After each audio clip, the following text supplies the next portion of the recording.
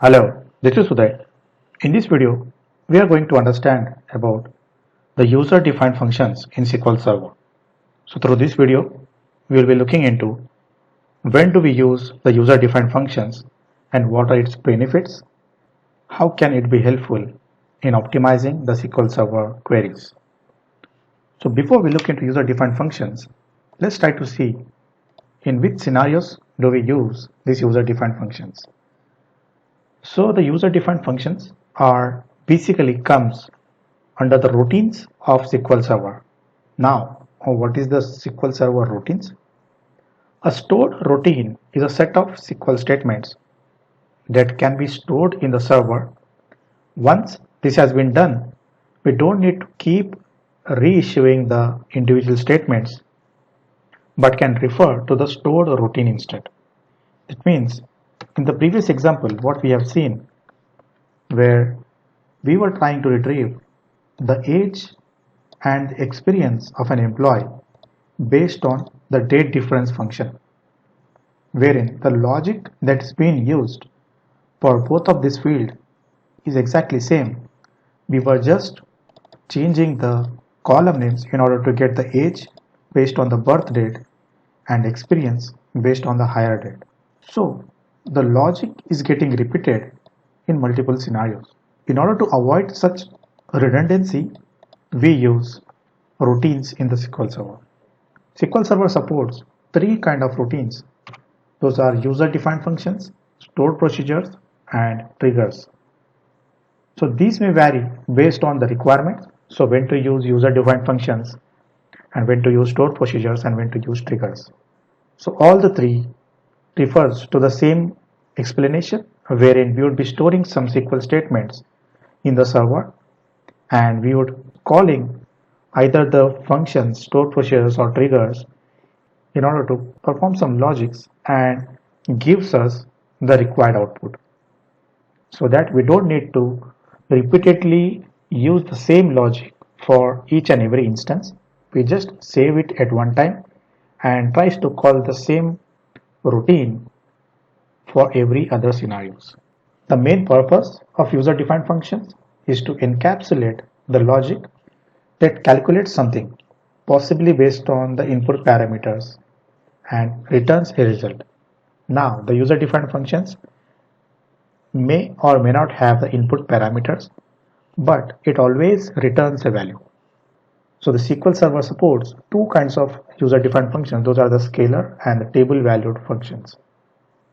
The scalar function returns a single value, whereas the table-valued function returns a table value.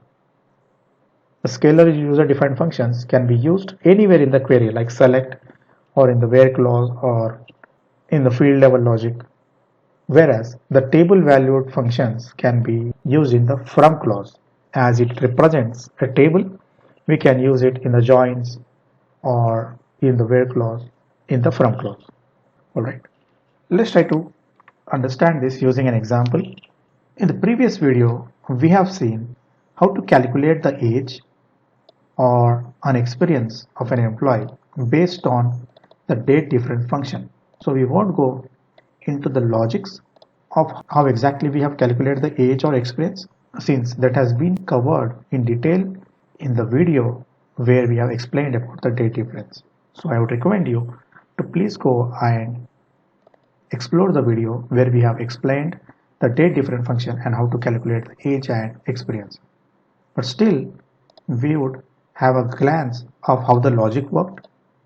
What we were doing is to pull the age, we were using the date difference function, whereas it gives the difference between the birth date and the today's date for the intervals of year, and we were subtracting the value with either 1 or 0 based on the condition if my month of the birth date is same as the current month, or my day of the birth date is same as the current month.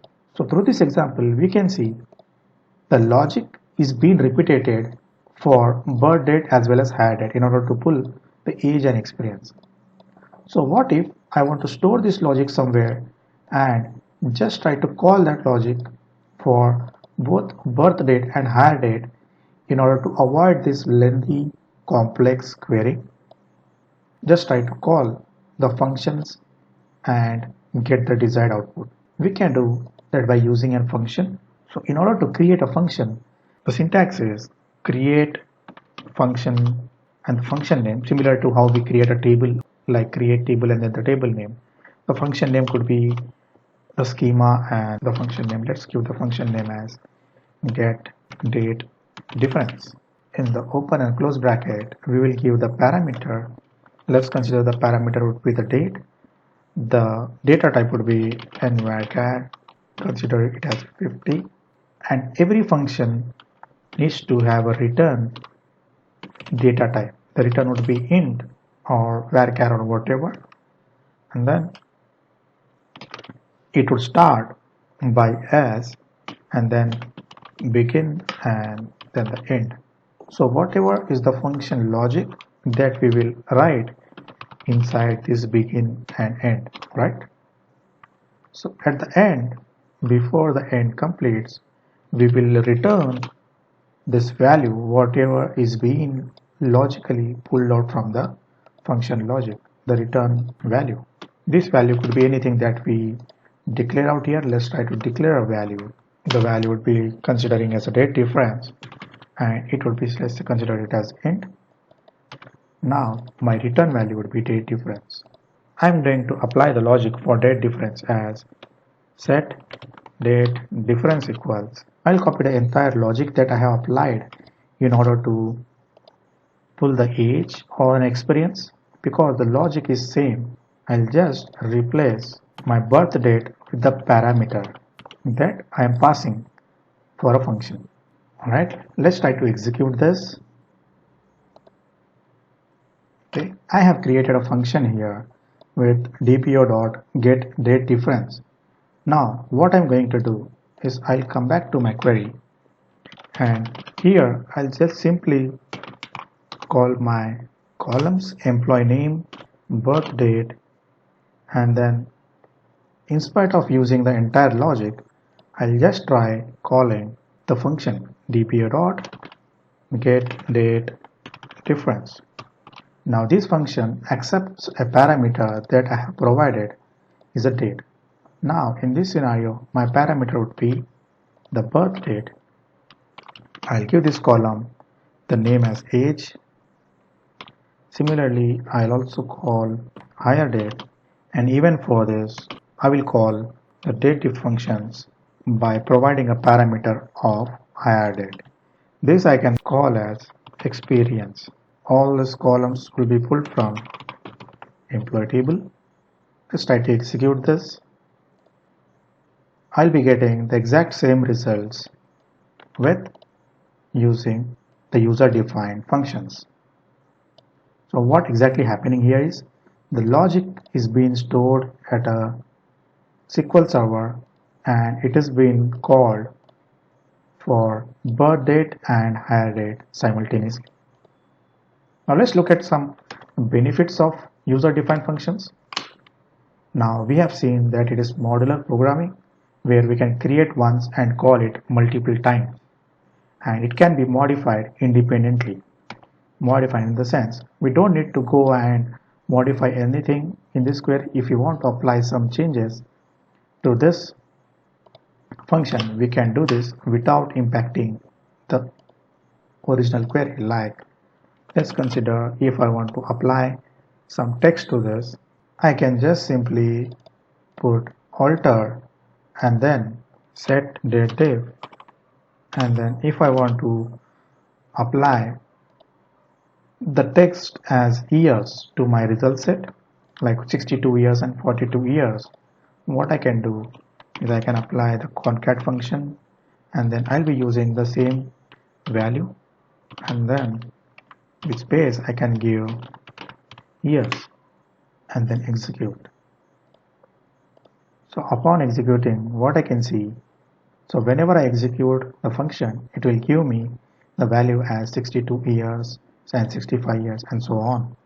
Since this change has been applied on the function, it automatically updates the values for experience as well. So this way we can modify the functions independently. The functions, user-defined functions, are the faster execution, whereas we can see it has reduces the compilation cost by catching the execution plan and reusing them. It doesn't need to optimize for each use scenario, whereas it can be used the same code for multiple scenarios. We can also see that it has reduced the network traffic, like we can use the user-defined function to filter data based on the complex logic. So this is all about the user-defined functions. I hope the video is helpful to you. Please like the video, and if you're new to the channel, please subscribe to the channel. Thank you.